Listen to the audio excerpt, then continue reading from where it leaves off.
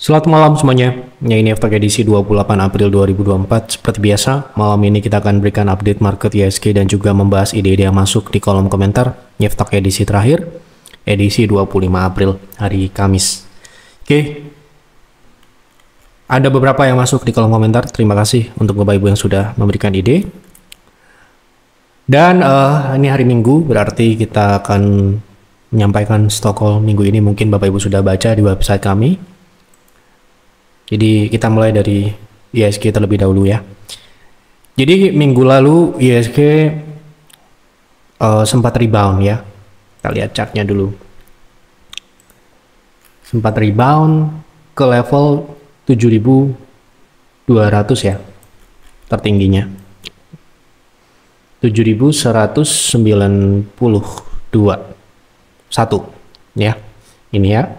Ini hari tanggal 24 dari Rabu berarti ya, hari Rabu rebound, kemudian hari Jumat turun signifikan ya, kembali di bawah 7.100. Nah, tentunya kenaikan yang terjadi minggu lalu sesuai dengan apa yang kami sampaikan di stock call edisi 21 April, bahwa potensi di awal minggu adalah rebound dengan target di 7.120 sampai dengan 7.240.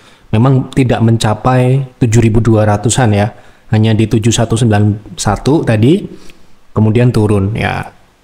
Memang pullback ini memang pullback minor, sehingga seperti yang kami sampaikan di F-Talk sebelumnya, manfaatkanlah sebaik mungkin jika ada yang namanya rebound. Ya, di sini disampaikan manfaatkan sebaik mungkin apabila rebound terjadi. Karena penurunan akan berlanjut setelah pullback tersebut. Berapakah target turunnya? Masih sama dengan apa yang kami sampaikan di stock call edisi sebelum-sebelumnya, edisi bulan Maret akhir, April, setelah Lebaran, kita memperkirakan IHSG akan kembali turun di bawah 7.000. Sekarang ini memang belum, tapi target turun ideal untuk IHSG di dalam proses koreksi wajar, di dalam tren naik jangka panjangnya ini,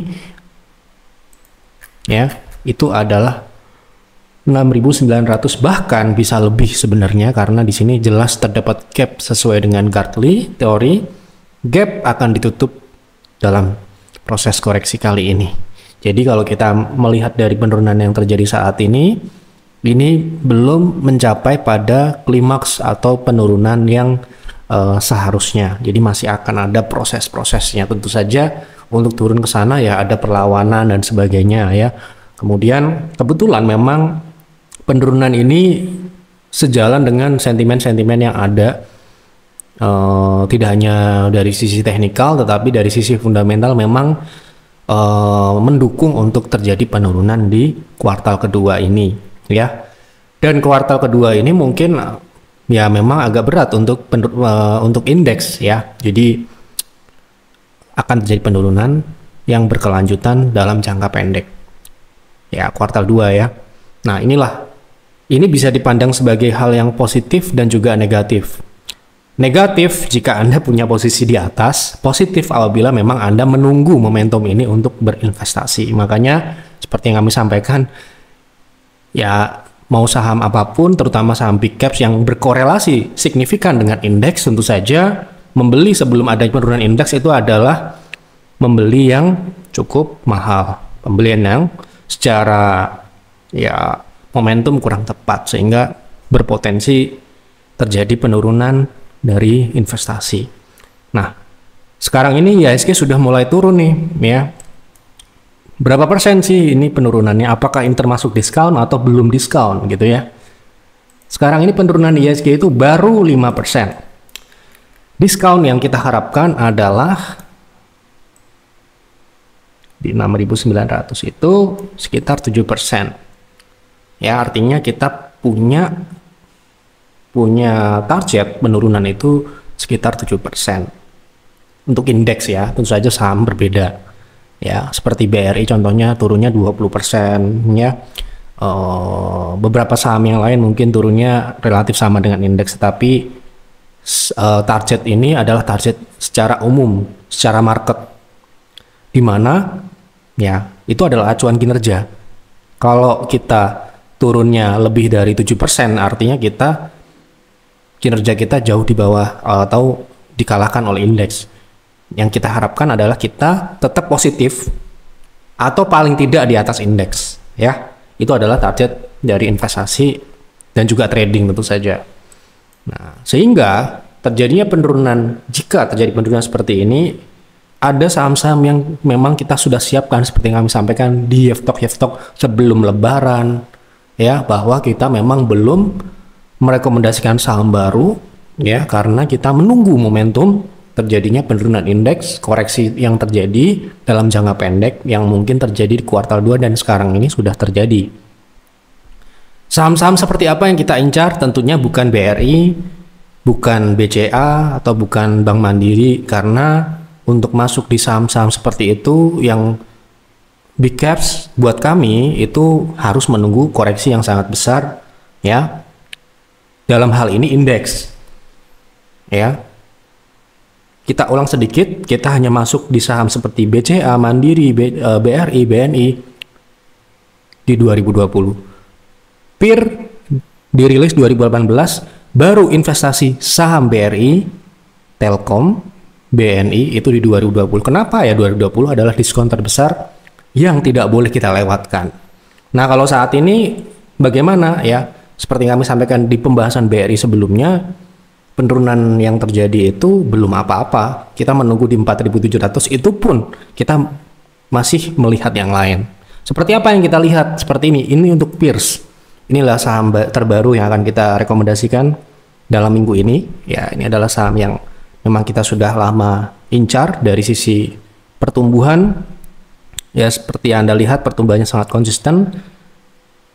Saat pandemi, setelah pandemi, sebelum pandemi tidak ada gangguan sama sekali. Dia bertumbuh sangat konsisten. Dan kebetulan harga sahamnya saat ini sedang memberikan kita untuk buy on weakness untuk mengakumulasi. Ini di PIRS. Kita ada 3 stock picks dalam 1 minggu ini ya. Jadi member PIRS dan PIR kebanjiran rekomendasi ya. Karena PIRS dan PIR itu kan rekomendasinya jarang-jarang ya. Mungkin 3 bulan sekali, 2 bulan sekali sesuai dengan kebutuhan. Kebetulan beberapa saham seperti beberapa bulan terakhir kita jual seperti Kencana Energi, Arko, kemudian saham Cimori, kemudian kita realisasi profit saham BRIS. Nah, kita perlu penyegaran portofolio saham-saham baru. Nah, ini salah satu sahamnya. Kemudian saham yang PIR, ya PIR tentu saja dapat. Ini yang lebih menarik lagi karena pertumbuhannya ratusan persen dalam beberapa waktu terakhir ini, dan kita proyeksikan pertumbuhan ini akan stabil dalam kurun waktu 5 atau 10 tahun ke depan, karena investasi yang dilakukan kami menilai ini akan dituai atau didapatkan dalam waktu 5 sampai dengan 10 tahun ke depan. Ya. Jadi ini salah satu yang cukup agresif dan pertumbuhannya yang berpotensi akan mengerek kinerja PIR. Kita harapkan ya, karena kita membutuhkan saham-saham yang seperti ini di saat market turunnya cuma kecil. Ya. Jadi kita untuk mendapatkan pertumbuhan mengalahkan market, tentu saja kita harus mencari yang di atas market kinerjanya, ya. Dan ini salah satu opsinya. Ini PIR, ini bukan saham PIRS ya. Jadi beda, PIRS dan PIR itu rekomendasinya bisa berbeda. Tapi ada juga yang sama. Nah, ini adalah perusahaan yang sangat stabil, marginnya sangat tebal dan konsisten juga. Dividennya kalau tidak salah juga konsisten. Dan kebetulan harga sahamnya lumayan terdiskon di saat ini. Di saat IHSG turun cuma 4%, 3%, dia juga diskonnya lumayan juga, yang berpotensi kita mendapatkan capital gain plus dividen yang konsisten. Ya, jadi 3 saham ini memiliki karakter yang berbeda dan tugas yang berbeda di dalam portofolio. Jadi portofolio itu ada strateginya. Kita harus punya yang defensif, kita harus punya yang ofensif, ada yang menyeimbangkan, membalancekan dengan market dan sebagainya. Tentu saja 3 saham ini dalam momentum yang sama ini adalah posisinya menarik. Ya, jauh lebih menarik dibandingkan BRI tentunya. Meskipun kita nggak ngomong BRI jelek loh fundamental, tetapi untuk harga, potensi capital gain, potensi dividennya lebih menarik dari yang lainnya. Ya, tentu saja kita sudah melakukan screening ini berbulan-bulan dan kita menunggu untuk masuk itu juga membutuhkan kesabaran, ya.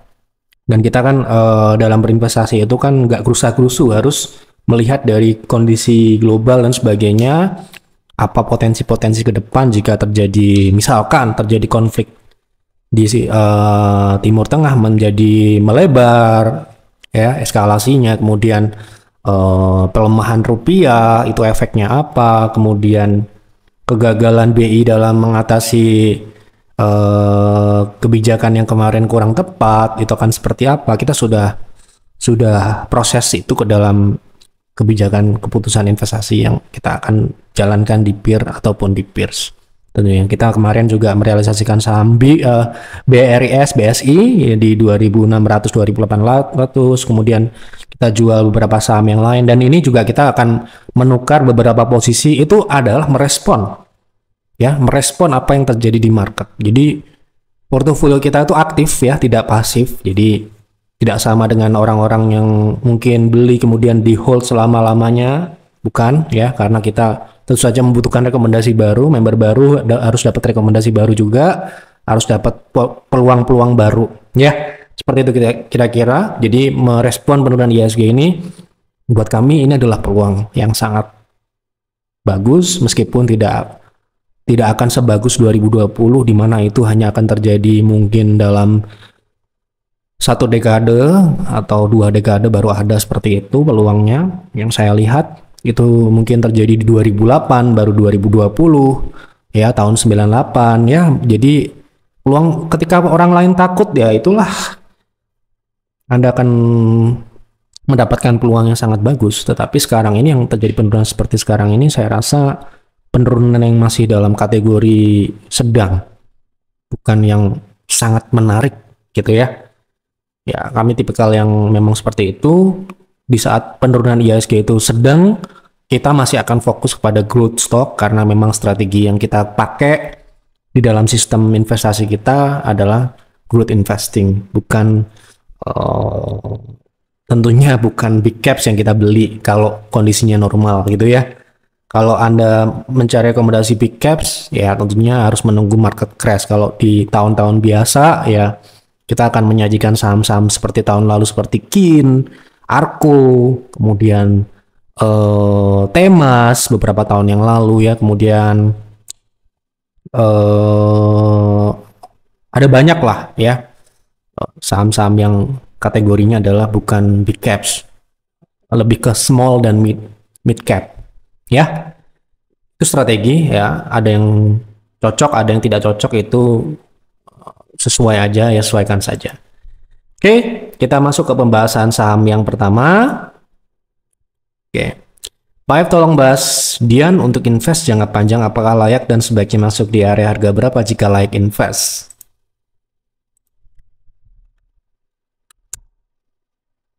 Baik, untuk saat ini kita akan melihat seperti biasanya SOP-nya adalah melihat fundamentalnya terlebih dahulu. Dari sisi pertumbuhan, Diandra dalam 3 tahun terakhir ini 2021, 22, 2023 ini pertumbuhannya masif, signifikan di atas, ya. Di 2022 itu dia untuk dalam 5 tahun terakhir dia bisa kembali ke atas 1 triliun revenue-nya, ya. Dan di 2023 ini dia berhasil mempertahankan ini, dan kemungkinan ini bisa berlanjut, ya, karena dilihat dari beberapa tahun ini dia cukup bagus, tapi mungkin tidak akan sesignifikan di 2022 waktu itu karena ini masih pemulihan dari COVID. Jadi ya gap antara kinerja saat COVID dan setelah COVID itu saja akan terjadi dampak yang signifikan, gitu ya. Nah, itu di atas. Kemudian di bawah kalau kita lihat dari sisi profitabilitas ini sepertinya tidak terlalu tebal. Ya, jadi kalau kita lihat dari sisi profitabilitas dia sangat tipis. Seperti yang mungkin Anda tahu, kalau belum tahu, kita hanya akan berinvestasi pada perusahaan yang memiliki margin bersih minimal 5%. Misalkan terjadi pertumbuhan sebagus apapun, profitnya tidak tebal, kita tidak akan rekomendasikan ataupun kita beli sendiri, ya. Dan kebetulan untuk Diandra sendiri dia punya margin sebelum dan setelah COVID itu relatif sangat tipis. Dalam beberapa tahun terakhir ini dia hanya di 5% maksimalnya. Jadi ya bukan ini jelek, bukan, tetapi seperti yang saya bilang, kita dihadapkan kepada pilihan yang banyak, kenapa harus ini gitu loh. Paham ya maksudnya? Oke.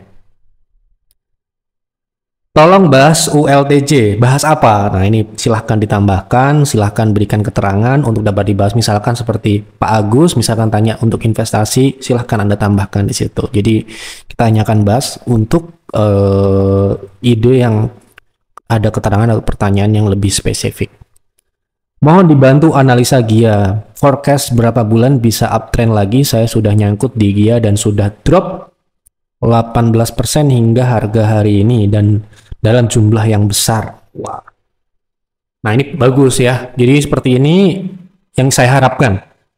Seperti ini konsultasinya.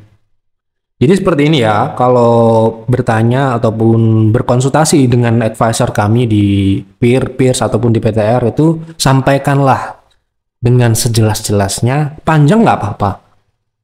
Yang jelas memang kebutuhannya di situ. Jadi kalau cuma tolong bahas A, tolong bahas B, kita nanti pembahasan jadi melebar kemana-mana dan tidak spesifik seperti yang Anda butuhkan. Jadi kalau Anda memang butuh sudut pandang investasi ataupun trading, ya berikanlah keterangannya.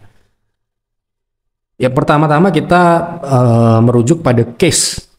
Kita nyangkut di sebuah saham itu dalam posisi yang seperti apa. Kalau kita memang invest, kemudian harga sahamnya turun disebabkan oleh faktor market bukan karena turunnya fundamental, it's okay.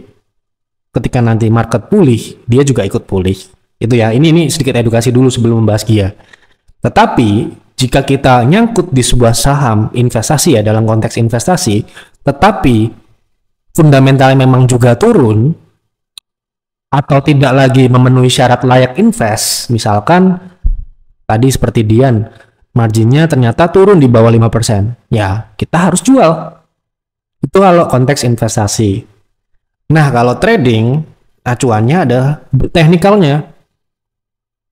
Ini untuk agar nanti kalau kita bahas GIA-nya nanti bisa masuk. Maksudnya bisa paham gitu ya. Nah, di sini kebetulan memang tidak dijelaskan ya apakah ini investasi, tetapi saya menggarisbawahi di sini berapa bulan.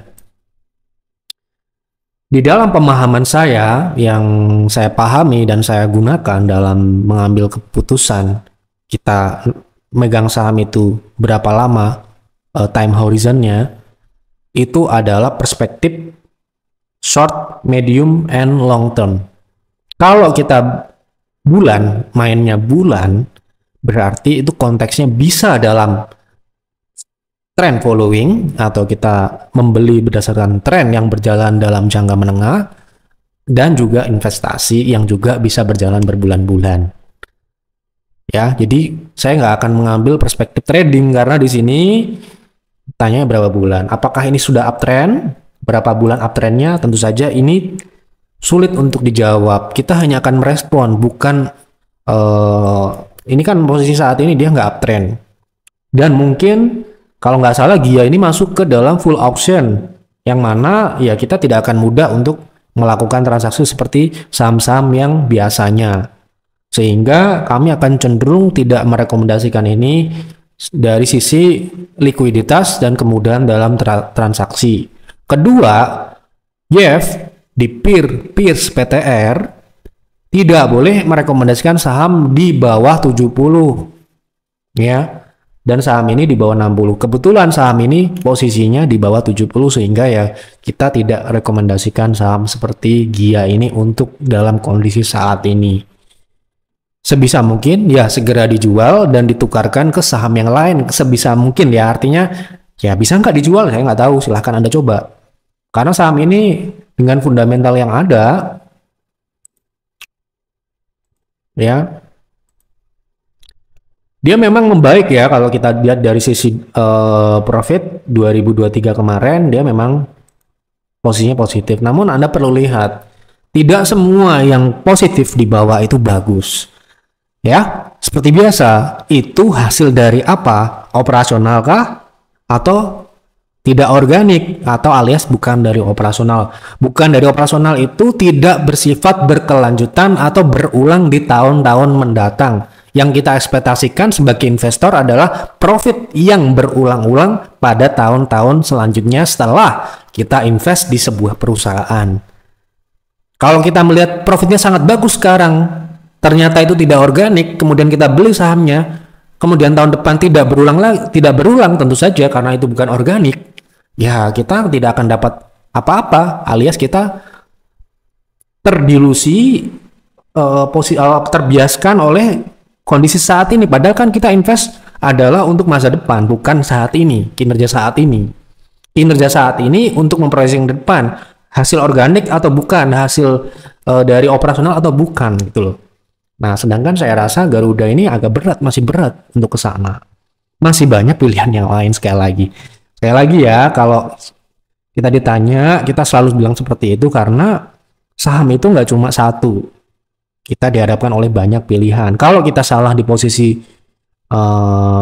sebuah posisi, kan masih ada saham yang lain bisa kita beli. Kita bisa jual, kita bisa tukarkan dengan memperbaiki mindset, dengan memperbaiki analisis, dengan memperbaiki forecasting. Ya, kesalahan kita investasi di saat ini bisa kita perbaiki lagi dengan posisi yang lebih baik lagi. Sebelum kita berinvestasi tentu saja harus analisa yang lebih baik lagi dan sebagainya. Ya, kalau saya sih enggak. Sekarang ini belum uptrend juga, dan juga dia masuk full auction juga ya agak berat gitu untuk sekarang ini untuk dia untuk dipegang tuh ya. Apalagi kalau posisinya besar, ini besar dan kecil saya nggak tahu berapa persen Anda punya, berapa PP Anda punya. Ya. Pak F, gimana pandangannya mengenai BBCA untuk investasi dan menengah, cocoknya masuk di harga berapa? Kita akan jawab seperti halnya BBRI kemarin. BBCA. Maaf ya. BBCA. Nah, ini sudah pernah kita bahas sebelumnya. Oke, kalau BBCA ini kemungkinan terdampak tetapi tidak akan sesignifikan BRI ya, kenaikan suku bunga ini, karena memang BCA sendiri memang sektor UMKM yang paling terdampak oleh kenaikan suku bunga. Ya, itu sudah dijelaskan kemarin di ini ya, di konten. Mungkin Anda sudah melihatnya. Kalau kita lihat dari sisi teknikal, ya, kemarin BCA ini sudah turun di level ideal ya, di 9350 itu kalau mengacu pada wave terakhir yang ini ya. Jadi idealnya itu masuk di 9400 atau best price-nya, kalau kita bicara best price yang kemungkinan besar kecil dapat dicapai dalam kondisi normal seperti sekarang ini, itu di 8300. Tetapi kalau BBCA turun ke 8300, saya rasa indeks IHSG ya itu akan turun cukup dalam ya. Makanya untuk BCA ini kita akan ambil yang paling masuk akal ya. Mungkin di 9.000-an, masih di 9.000-an ya, di 9.300 sampai dengan mungkin kalau ada diskon yang lebih itu di 9.100. Itu sudah termasuk bagus ya untuk kondisi teknikalnya. Fundamentalnya nggak usah dibahas lah BCA ya gitu ya. Oke. Pak, bisa dibahas untuk BRIS, terima kasih. Nah, ini juga sama dengan WLTJ tadi, silahkan diberikan keterangan. Kalau Anda mau lihat analisa kami sebelumnya, entah itu terkait apapun, Anda bisa lihat di Telegram, tonton, ketik kodenya, ya, di sini Anda akan ketemu. Misalkan pembahasan BRIS ini terakhir kita bahas nih, di edisi 2 April. Nah, ini ya. Anda bisa tonton edisi sebelumnya, kalau nggak salah bahasnya juga bahas ini ya, edisi Maret, 17 Maret ya. Silakan Anda lengkapi atau Anda nonton analisa sebelumnya. Seperti itu ya. Mohon view PJAA buat swing bisa turun ke berapa? Ada posisi 15 PP di 870. Swing ya. Kita akan lihat swingnya ini. Nah, ini swingnya turun ya. Bisa turun sampai berapa? Oke, kita lihat. Ini dia patah tren yang ini ya. Berarti dia akan retrace sesuai dengan tren yang turun ini. Ya, berarti ini kemungkinan bisa turun sampai dengan 605. Sebenarnya ini sudah di 0,618 idealnya kalau, tapi kan tutup di bawahnya berarti target turun selanjutnya yaitu di 600 ya. Gitu. Oke, lanjut. Terakhir. IPCC untuk swing di harga sekarang bagus nggak Pak? Kita lihat ya, IPCC untuk swing. Ini wave C kita punya target di ekstensi kedua yaitu di 625. Jadi masih bisa turun lebih jauh atau kita bisa dapat profit yang lebih besar juga karena upside-nya tentu saja lebih besar. Bisa tunggu terdekat di 660, tetapi kalau saya akan menunggu di 630. Selama tren turun ini masih tren turun minor ya, ini masih berjalan, kita akan tunggu di sana. Oke, terima kasih untuk Bapak Ibu yang sudah memberikan ide. Kita sudah bahas sesuai dengan apa yang ada di kolom komentar, dan semoga tidak ada yang terlewat lagi. Kemarin ada yang terlewat satu, mohon maaf. Dan bagi Anda yang pengen nonton analisa kami, bisa dilihat di Yeftalk sebelumnya dengan cara mencari di Telegram ya. Anda bisa semua, mau bener mau salah, semuanya ada di sana ya. Namanya prediksi, namanya analisa, pasti ada yang benar, ada yang salah juga. Jadi mohon maaf. Jadi misalkan ada analisa, Anda harus proses lagi, konsultasi lagi dengan advisor yang ada. Mungkin Anda ikut PTR, ikut peer, konsultasi ya. Itu saja yang dapat kami sampaikan di Yeftalk malam ini. Terima kasih, selamat malam dan selamat beristirahat.